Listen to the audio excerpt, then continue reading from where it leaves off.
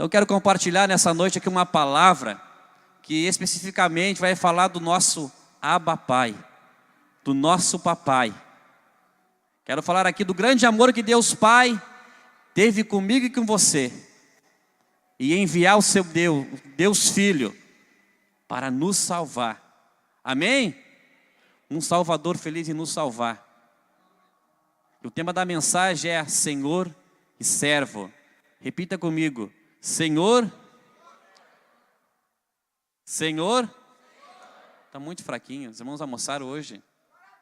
Acho que teve churrasco Dia dos Pais hoje, comemoração, né? Senhor e servo. Amém. Então o quebra-gelo dessa semana vai ser o seguinte: quando foi que Deus se tornou mais que uma palavra para você? Você vai compartilhar lá na célula durante a semana. Quando foi que Deus se tornou mais que uma palavra para você? Você vai se preparando para chegar no dia responder lá já. Amém? Abra a tua Bíblia no livro de João. Evangelho de João. Capítulo 1. Ao versículo 14. Os irmãos podem acompanhar aqui no telão. Que diz assim: no princípio era o verbo, e o verbo estava com Deus, e o verbo era Deus. Ele estava no princípio com Deus. Todas as coisas foram feitas por intermédio dele, e sem ele nada do que foi feito se fez. A vida estava nele, e a vida era a luz dos homens. A luz resplandece nas trevas, e as trevas não prevaleceram contra ela. Houve um homem enviado por Deus, cujo nome era João. Este veio como testemunha, para que testificasse a respeito da luz, a fim de todos virem a crer por intermédio dele. Ele não era luz, mas veio para que testificasse da luz, a saber, a verdadeira luz, que vinda ao mundo ilumina todo homem. 10. O verbo estava no mundo, o mundo foi feito por intermédio dele, mas o mundo não o conheceu. Veio para o que era seu, e os seus não o receberam.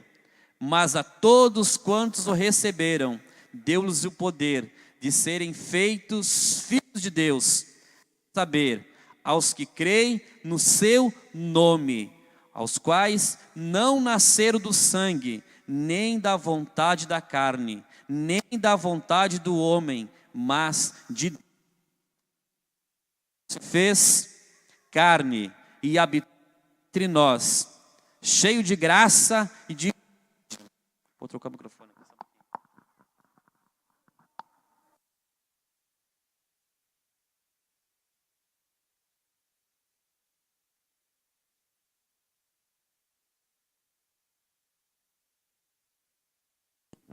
Bem, irmãos, vamos ler novamente ali então o 14. E o verbo se fez carne e habitou entre nós, cheio de graça e de verdade, e vimos a sua glória, glória como do unigênito do Pai. Eu quero que a igreja leia o 1 ali. Pode voltar no 1 lá. Toda a igreja, por gentileza. No 3 você vai ler. Tá bom? 1, 2, 3.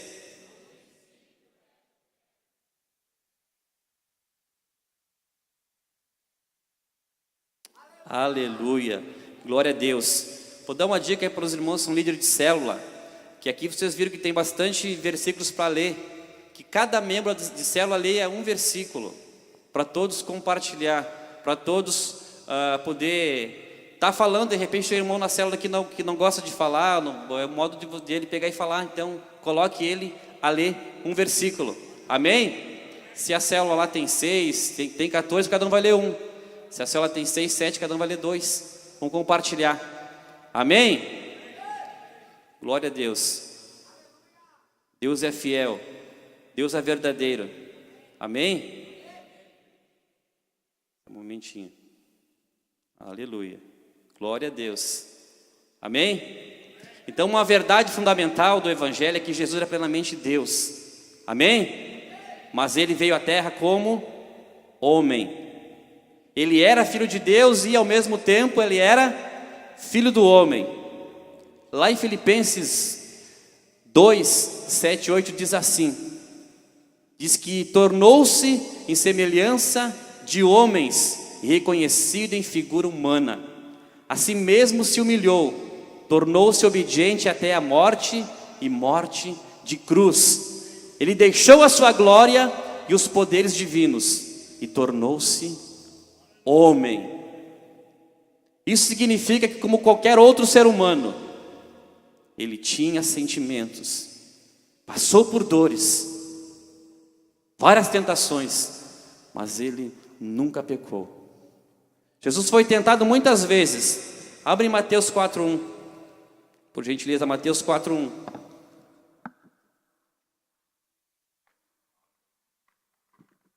Mateus 4:1. Do 1 até o 11. O que diz ali? A seguir, Jesus levado pelo Espírito ao deserto, para ser tentado pelo diabo. E depois de jejuar 40 dias e 40 noites, teve fome. Então o tentador, aproximando-se, lhe disse: se és filho de Deus, manda que essas pedras se transformem em pães. Jesus, porém, respondeu: está escrito, não só de pão viverá o homem, mas de toda a palavra que procede da boca de Deus. Repita comigo assim: está escrito, não só de pão viverá o homem, mas de toda a palavra que procede da boca de Deus.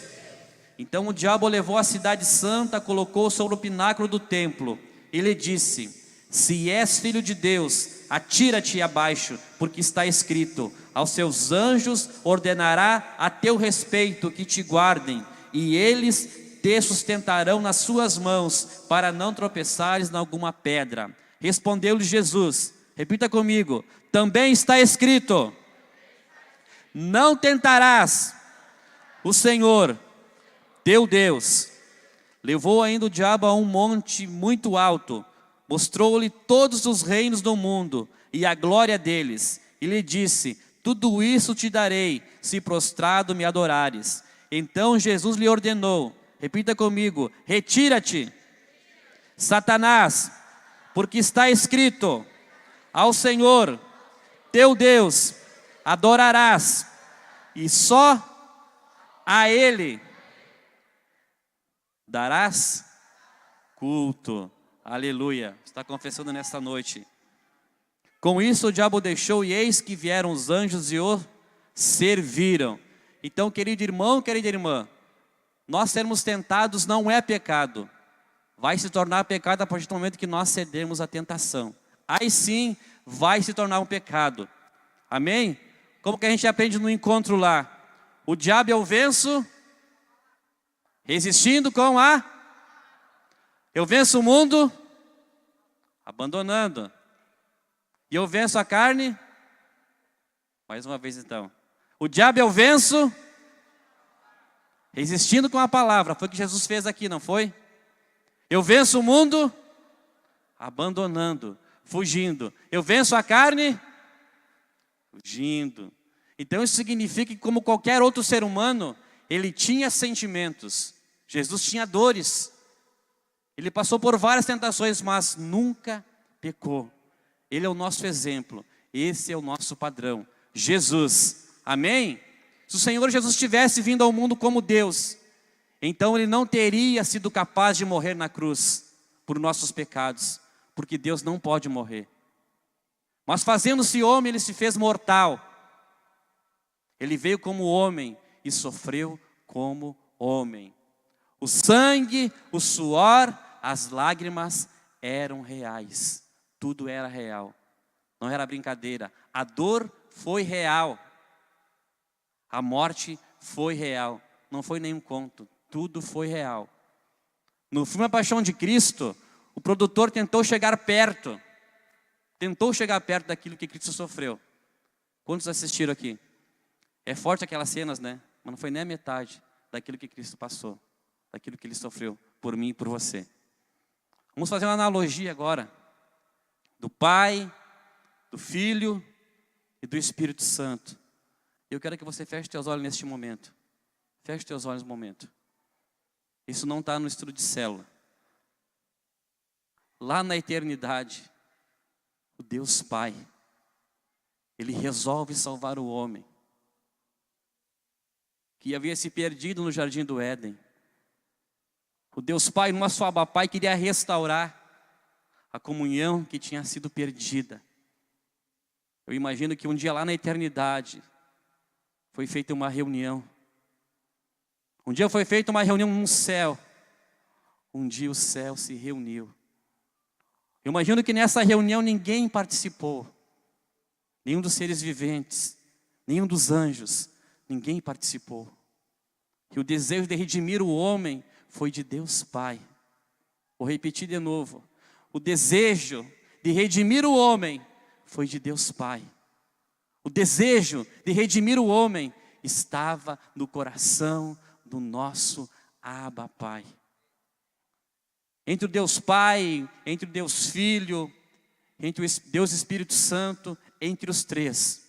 E o desejo de trazer o homem de volta não foi de Jesus, nem do Espírito Santo, mas somente do nosso Abba Pai, do Deus Pai. Eu imagino Deus na eternidade, Ele tem esse desejo de redimir o homem. Ele faz essa santa reunião com Jesus. Escute bem.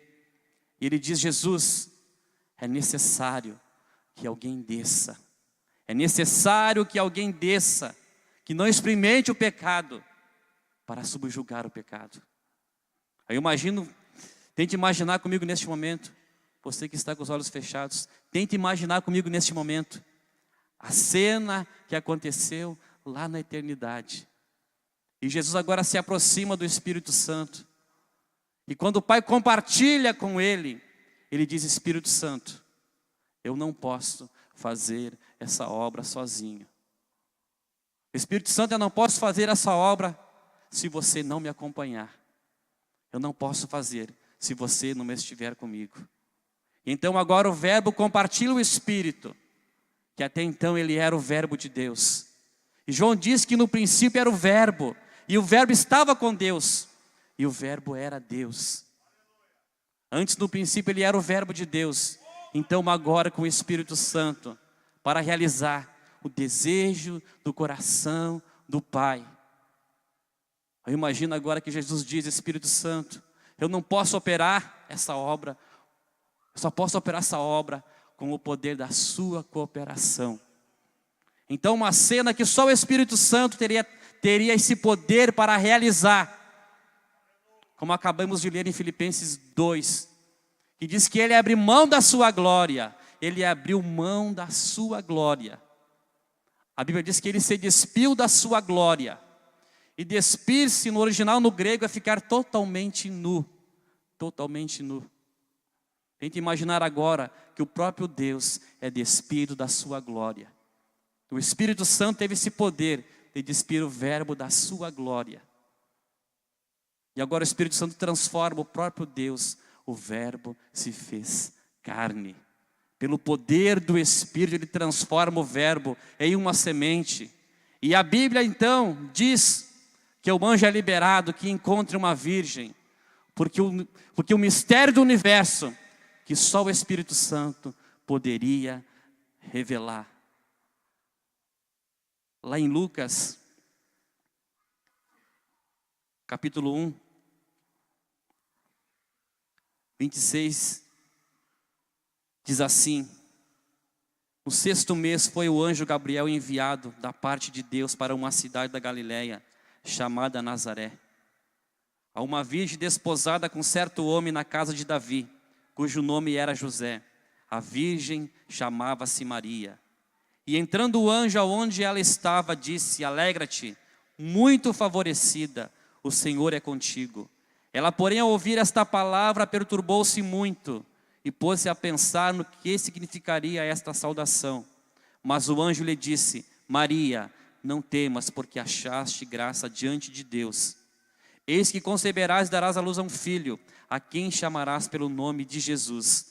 Este será grande e será chamado Filho do Altíssimo. Deus, o Senhor, lhe dará o trono de Davi, seu pai. Ele reinará para sempre sobre a casa de Jacó, e o seu reino não terá fim. Então disse Maria ao anjo: Como será isto? Pois não tenho relação com homem algum. Respondeu-lhe o anjo: Descerá sobre ti o Espírito Santo, e o poder do Altíssimo te envolverá com a sua sombra. Por isso também o ente santo que há de nascer será chamado Filho de Deus. E em forma de semente Jesus é colocado no ventre de uma mulher chamada Maria.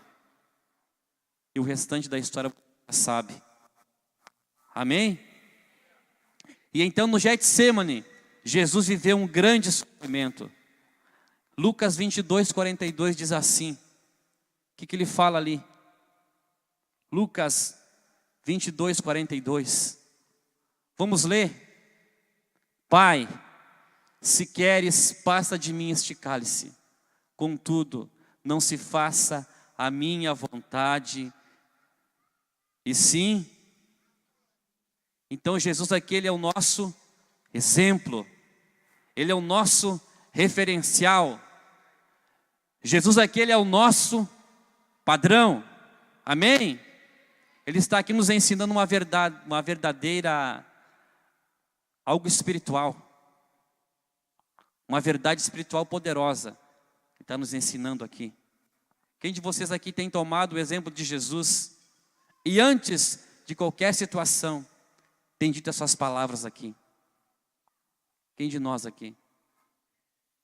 Feche teus olhos neste momento. Feche teus olhos e repita comigo assim: Pai, não se faça a minha vontade, mas a tua. Repita de novo: Pai, não se faça a minha vontade, mas a tua. Amém? Muitas das vezes a nossa vontade não é a mesma vontade de Deus. Sabia disso? Muitas das vezes a nossa vontade é aquela somente que agrada a nós mesmos. Olha o que diz lá em Romanos 12, 2. E não vos conformeis com este século, mas transformai-vos pela renovação da vossa mente, para que experimenteis qual seja a boa, agradável, perfeita vontade de Deus. Então a vontade do Senhor, ela é boa, agradável e perfeita. Imagina que a vontade do Senhor vai ser de mal para nós. Se Ele enviou o seu único filho para morrer por mim e por você, vai ter pensamentos de mal? Não, a sua vontade, ela é boa, perfeita e agradável. Amém? Não faça nada pelo teu querer. Não faça nada pelo teu querer, pela tua vontade. Deixa Cristo ser o centro da tua família. Deixa Cristo ser o centro da tua igreja. Deixa Cristo ser o centro da tua célula. Deixa Cristo ser o centro do teu trabalho. Ele é o centro, a vontade é dele. E a vontade dele sempre permanece. Amém? Aqui é um sofrimento espiritual que às vezes não percebemos. O item 1, a separação do Pai. Veja o que diz Isaías 53, 4. Aqui havia um cálice espiritual oferecido ao Senhor, e nele estavam todos os nossos pecados e maldição. Diz ali que certamente Ele tomou sobre si as nossas enfermidades. Ele tomou todas, diz aqui algumas, todas as nossas enfermidades Ele tomou sobre si. E as nossas dores também levou sobre Ele. E nós o reputávamos por aflito, ferido de Deus e oprimido. Então toda a nossa sujeira estava naquele cálice. Toda a nossa sujeira estava naquele cálice. E beber dele significava se separar de Deus Pai, a quem ele amava. Até então, Jesus nunca tinha sido separado de Deus Pai. A razão pela qual ele podia fazer todos os tipos de milagres quando andou na terra era porque o Pai estava com ele. E o Pai também está com você aí. Então você pode operar milagres, prodígios e maravilhas no nome de Jesus. Basta você crer. Amém? Então a Jesus foi dada uma escolha: beber do cálice dos nossos pecados ou voltar para casa. Tente imaginar agora aí.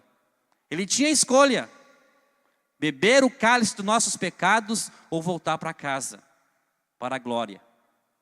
Se ele rejeitasse o cálice, o Pai lhe traria de volta para casa. E todos nós que estamos aqui nessa noite, estaremos no inferno. Eu cheguei a comentar com o pastor Álvaro até sobre esse assunto. Eu vou pedir que você feche seus olhos nesse momento mais uma vez. Isso não está na célula, não está no estudo. Naquela hora, com os olhos fechados, tenta imaginar a cena lá no jardim do Getsemane.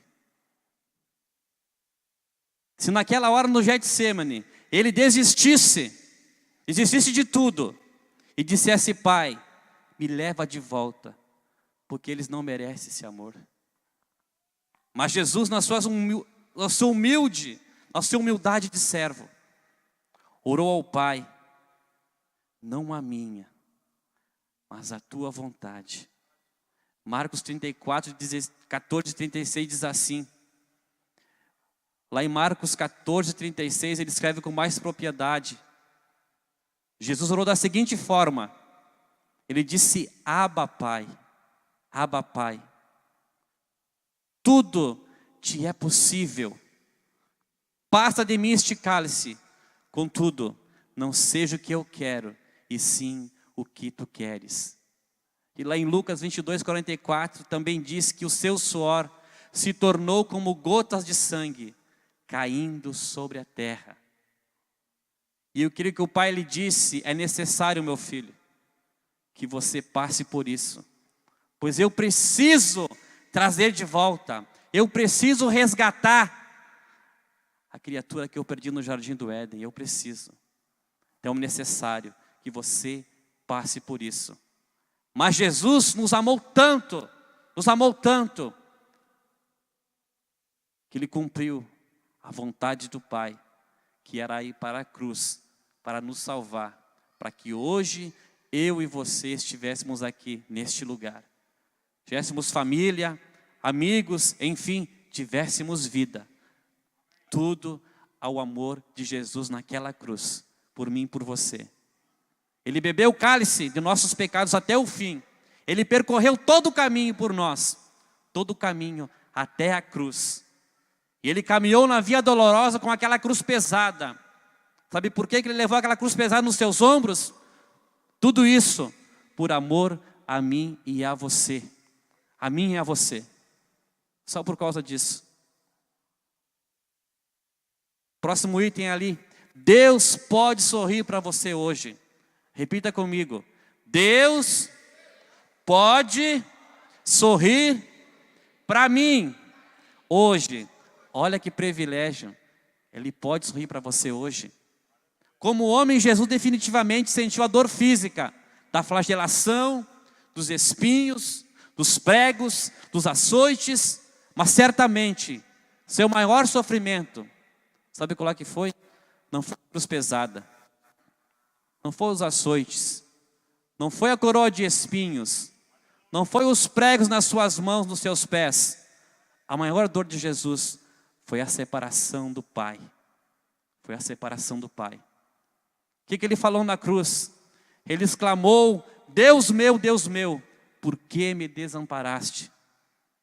Naquela hora o Pai virou as costas para o seu filho. Tente imaginar. No momento em que ele mais precisava, seu Pai agora vira as costas para ele. Você sabe por quê? Porque se Deus não virasse as costas para Jesus, Ele teria que virar as costas para nós. Sabia disso? O nosso Abba Pai abre mão do seu único filho e entrega ele numa cruz, somente por amor a mim e a você. Meu Deus, que amor é esse? O único filho, ele entrega por amor à humanidade. Jesus tomou seu lugar para que hoje eu e você pudéssemos tomar o lugar dele. Aonde a face de Deus hoje está sorrindo para mim e para você. E hoje você é filho amado do Senhor.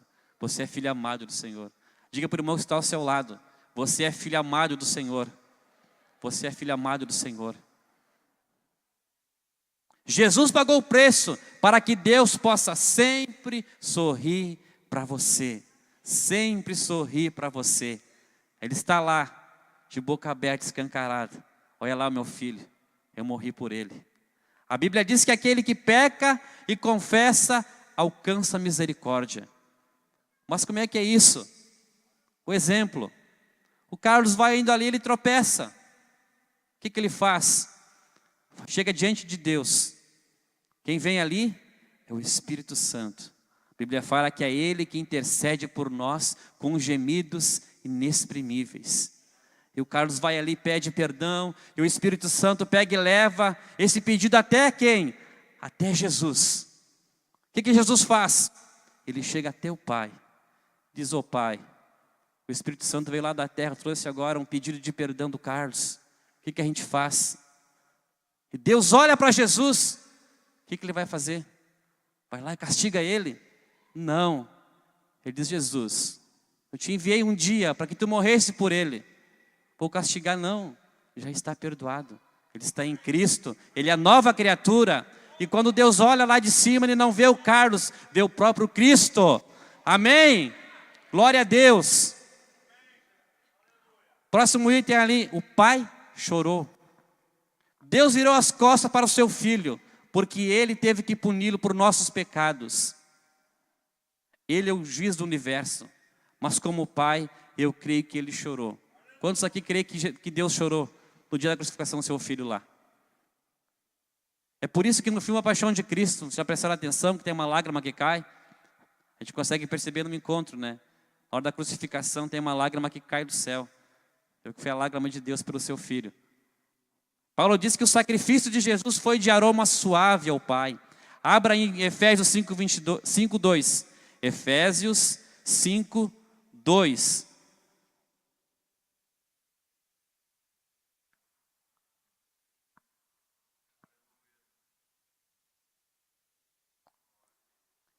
E andai em amor, como também Cristo nos amou e se entregou a si mesmo por nós, como oferta e sacrifício a Deus em aroma suave.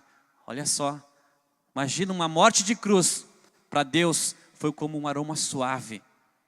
Sim, como Deus e juiz, Deus teve que virar as costas para seu filho, porque seus olhos são muito puros para contemplar o mal e o pecado. Abra em Hebreus 1:13. Hebreus 1:13. Os irmãos estão compreendendo a palavra? Sendo bem claro? Amém? Hebreus 1:13. Olha o que diz lá Hebreus 1:13. Ora, a qual dos anjos jamais disse: assenta-te à minha direita, até que eu ponha os teus inimigos por estrado dos meus pés. Isaías 53:5 diz, parte B do versículo diz assim: o castigo que nos traz a paz estava sobre ele, e pelas suas pisaduras nós somos sarados. Você é sarado. Mas como pai, seu coração estava quebrado, porque Cristo nunca foi mais agradável a ele do que naquele momento, que foi a hora da crucificação. Como juiz do universo, ele teve que virar as costas e deixar o seu filho ser punido ao máximo pelo meu e pelo teu pecado. Se você como pai vê seu filho sofrendo por algo que ele não fez, ou por algo que ele fez de errado, você que é pai, você sabe, por mais que ele tenha feito alguma coisa de errado, você sempre vai ficar do lado do seu filho, é ou não é? Pai ou mãe, é assim, não é? Por mais que tu sabe que ele fez de errado, mas tu vai ficar sempre do lado dele. Agora imagina Deus sabendo que o seu filho não tinha feito nada de errado. Não tinha feito nada. Quanto mais se o seu filho, né, é inocente. Então Jesus, ele era o quê? Ele era inocente. Ele era inocente. Ele não conheceu o pecado. Amém? Próximo item ali, açoitado para a nossa cura.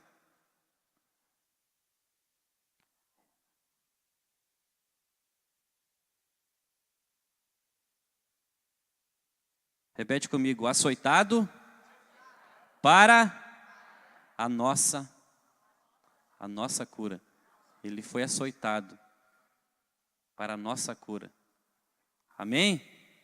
Então, de acordo com historiadores, os açoites romanos possuíam ganchos nas extremidades que entravam na carne da vítima e arrancavam pedaços de carne do corpo.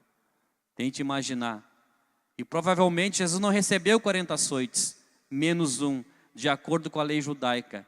Porque os soldados romanos que executaram a flagelação odiavam os judeus e não teriam observado o seu direito. Não sei quantas vezes o Senhor Jesus foi chicoteado, mas foi o suficiente para expor os ossos em suas costas. Salmos 22:17 diz: posso contar todos os meus ossos, eles me estão olhando e encarando em mim. E como eu já falei antes ali, muitos na época, quando saiu o filme Paixão de Cristo, eles acharam muito forte. Eu sei de relatos de pessoas que foram até lá e desmaiaram por ver aquela cena. Mas aquela cena, vou dizer assim, que seja só 1% de tudo aquilo que Cristo passou por mim e por você. Ele aguentou a coroa de espinho na sua fronte. Foi chicoteado. Foi pregado. Foi cuspido em seu rosto. Para que hoje nós estivéssemos aqui. Que privilégio nosso de ter um Deus tão grande. Como é que é a canção que estava cantando aqui? Quem que sabe? Como é que é? Quem sabe?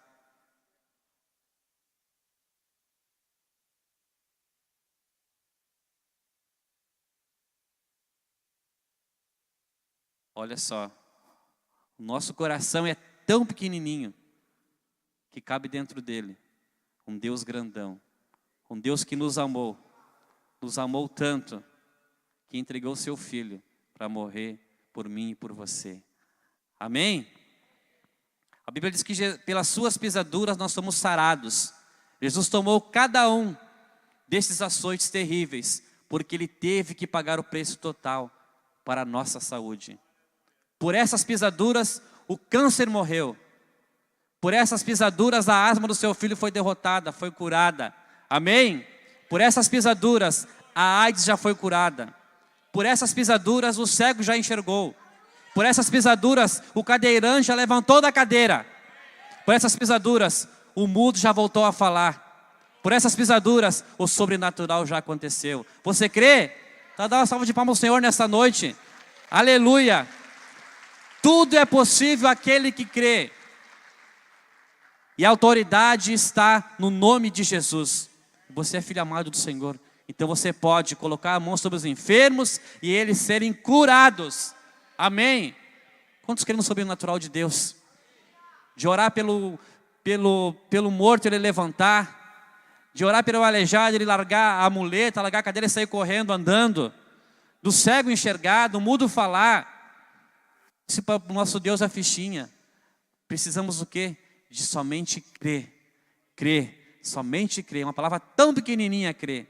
Mas é preciso crer para que esses milagres aconteçam no nosso meio. Amém? Próximo item ali. Por essas chagas somos saudáveis e fortes. Jesus Cristo realizou um único e perfeito sacrifício, suficiente para nos abrir um novo e vivo caminho até a presença do Pai. Então você não vai até Jesus por meio de Maria, de João, de Pedro, Nenhum desses tem poder de levar nós até o Pai. Somente Jesus tem esse poder de nos levar até o Pai. Por isso que Ele nos abriu um novo e vivo caminho. Amém? Lá em Hebreus 9:15 diz assim: Jesus Cristo é o mediador de uma nova e perfeita aliança. Amém? O próximo item ali é um sinal de amor. Repita comigo: um sinal de amor. Você quer receber mais um sinal de amor? É necessário? Não precisa, né?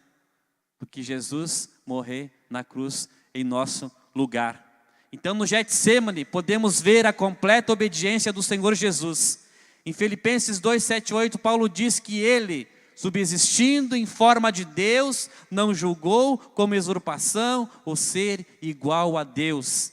Antes, a si mesmo se esvaziou, assumindo a forma de servo. Tornou-se obediente até a morte e morte de cruz. É algo extraordinário ver o que o Filho de Deus se fez escravos por nós. A palavra servo aqui é doulos, que significa escravos. Há uma imagem muito bonita do que Jesus fez por nós, escondida na lei do escravo hebreu. Depois que Deus deu a Moisés os 10 mandamentos, em Êxodo 20, Ele deu uma lei sobre os escravos em Israel. Está lá em Êxodo 21. Êxodo 21. Do 2 ao 6, que diz ali: se comprares um escravo hebreu, 6 anos servirá, mas ao 7º sairá foro, de graça. Se entrou solteiro, sozinho sairá. Se era homem casado, com ele sairá sua mulher. Se o seu senhor lhe der mulher, e ela der à luz filhos e filhas, a mulher e seus filhos serão do seu senhor, e ele sairá sozinho. 5.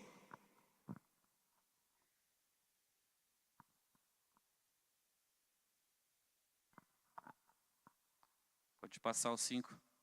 Ali. Porém, se o escravo expressamente disser: eu amo meu senhor, minha mulher e meus filhos, não quero sair fora, então seu senhor o levará aos juízes e o fará chegar à porta ou à ombreira, e o seu senhor lhe furará a orelha como a sovela, e ele o servirá para sempre.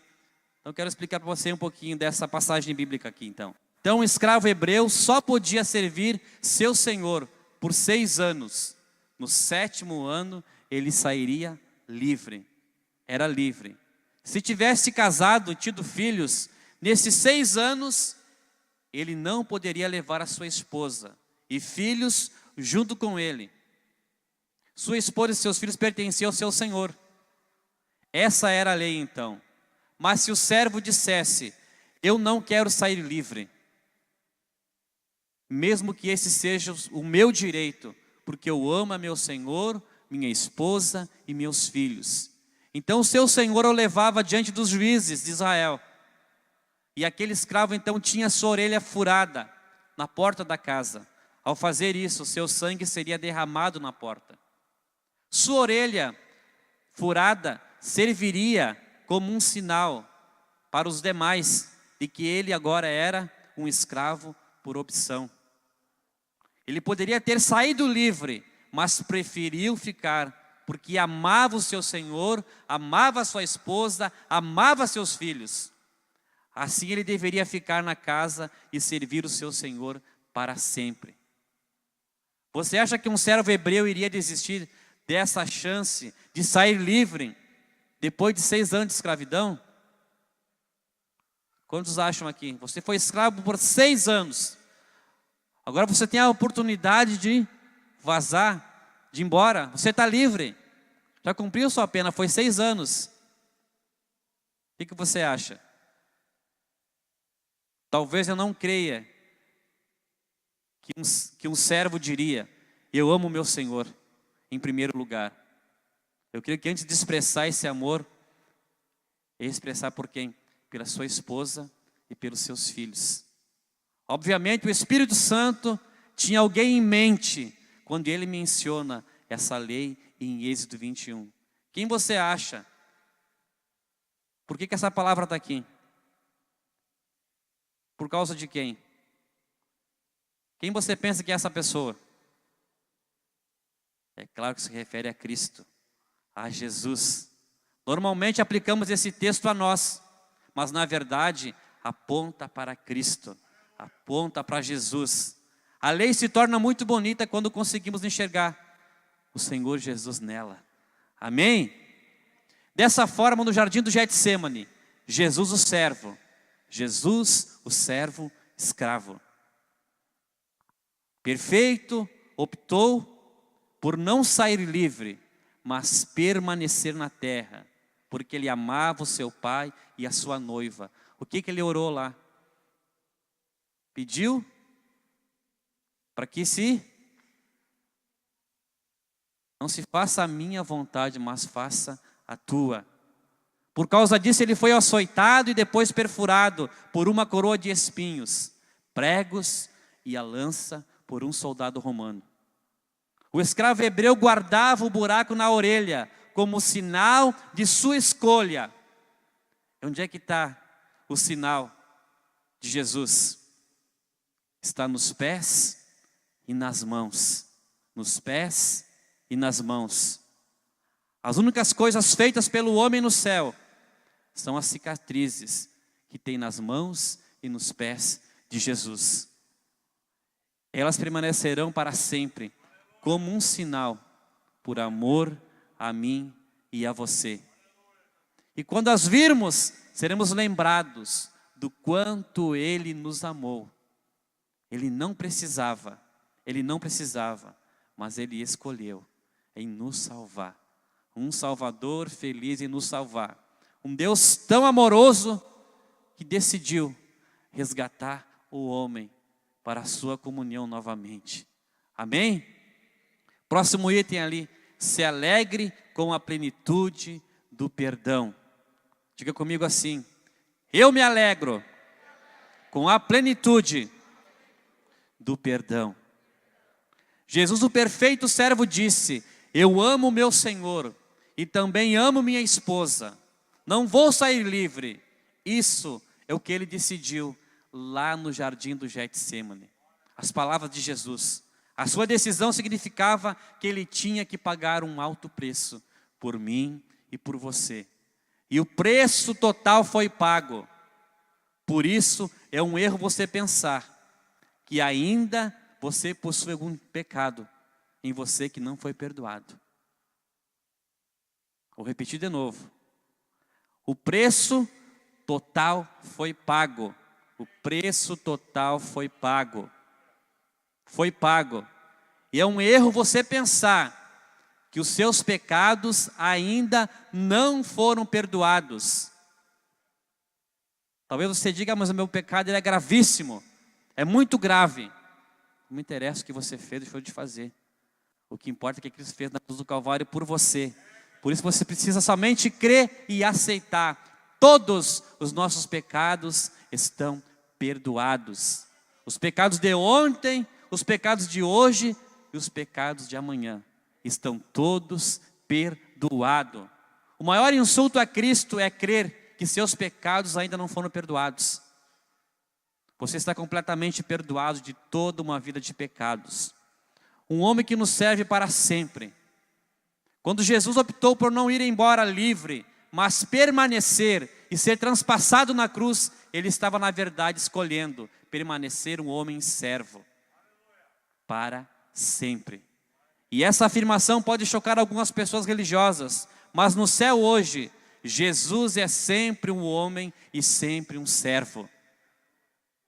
O que diz lá em Mateus 20, 28? Eu vim para ser servido, me sirvam. É assim que ele fala lá. Eu não vim para ser servido, mas para servir. Para servir. Mas ele não é o Senhor. Pode perguntar, mas ele não é o Senhor e veio servir? Porque ele é o nosso padrão, ele é o nosso modelo, ele é o nosso exemplo. Quando Pedro se recusa a permitir que Jesus lhe lavasse os pés, o Senhor lhe disse: se eu não te lavar, não tem parte comigo. Ele lavou os pés de todos, serviu a todos, mesmo aqui, sabendo que Judas o trairia. Ele assim mesmo lavou os pés de Judas. Vamos ficar de pé? Quero que o grupo de louvor venha aqui.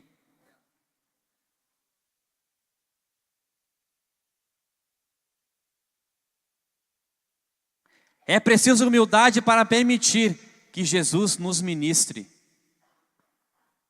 Diga para o irmão que está ao seu lado assim: irmão, diga olhando nos olhos dele: irmão, é preciso muita humildade para permitir que Jesus ministre na tua vida.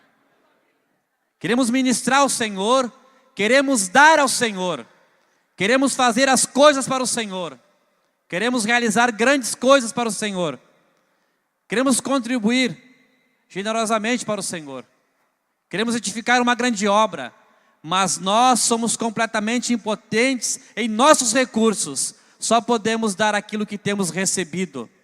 Portanto, a melhor coisa que você pode fazer é receber dele.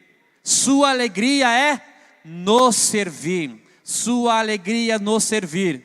Servir a natureza do seu coração de amor. E nós somos os objetos do seu amor. Amém? Então, não sei se houve algum escravo hebreu que optou por não sair livre nos tempos bíblicos. Mas vamos supor que houve um. Nesse momento, feche teus olhos. Feche teus olhos e se concentre um pouquinho. Vamos supor que houve um. Agora imagine a sua esposa acordando no meio da noite.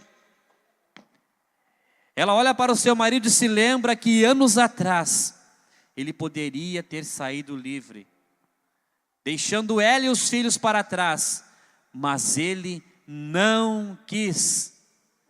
Enquanto ele dorme ao seu lado, ela vê sua orelha furada como símbolo de seu amor por ela para sempre.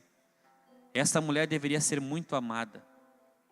No céu um dia nós vamos ver as feridas de Jesus. Oh, aleluia! Naquele dia vamos poder contemplar os cravos nos seus pés, nas suas mãos. E você vai se lembrar que aquele foi um ato de amor por mim e por você. Por mim e por você. E vamos lembrar que ele não tinha que ter permanecido ali. Ele poderia muito bem ter ido embora. Lá no Getsemane, podia ter dito: Pai, eu vou voltar. Eles não merecem o meu amor, eu vou voltar. Mas o que ele disse? Não se faça a minha vontade, mas se faça a tua. Se faça a tua. Se faça a tua vontade. Mas ele escolheu ficar e nos amar. E nos amar. Você é amado do Senhor. Você é mais do que vencedor. Nunca pense em desistir do amor de Deus. Nunca desista. Nunca desista. Porque Deus não desiste de você. Muitas das vezes é nós que desistimos do amor de Deus. Como pode alguém desistir de nós? Entregou seu único filho por nós. Vai desistir de nós? Que modo, que jeito? Nenhum. Aceita o amor de Deus. O amor de Deus, ele é inexplicável. A gente não se consegue explicar o amor de Deus por nós. Você pode dizer: eu sou tão pecador. Você não é pecador. Você é justificado em Cristo. Você é justificado em Cristo. Você é justo. O inimigo pode tentar te acusar de alguma coisa. Você bata no peito e diga: ei, eu sou justificado. Porque um dia um homem pagou o preço por mim na cruz do Calvário. Um dia um homem foi açoitado. Teve a sua fronte furada. Foram pregados os seus pés e as suas mãos. Um dia alguém pagou o preço por mim. Então você diga para o inimigo, diga para o diabo que vem te acusar muitas vezes, que você é falho, que você é miserável, que Deus não te aceita. É mentira. Você é amado de Deus. Você é amado de Deus. Você é mais do que vencedor. Você é mais do que vencedor. Você é mais do que vencedor. Por isso, permita ser amado pelo Senhor. Permita ser amado por o Senhor. O que diz lá em João 3,16? Porque Deus amou o mundo de uma tal maneira. João não consegue explicar o amor de Deus, que ele diz de uma tal maneira, que enviou o seu único filho, para morrer por mim e por você. Abraça a pessoa que está ao seu lado neste momento. Quero te falar nesta noite que você é muito amado pelo Senhor. Muito amado pelo Senhor. Você é amado. Você é a menina dos olhos de Deus. Você é a menina dos olhos de Deus. Não importa o que você tenha feito no passado, tudo já foi pago, tudo foi apagado. Tudo foi apagado. Tudo já foi pago na cruz do Calvário.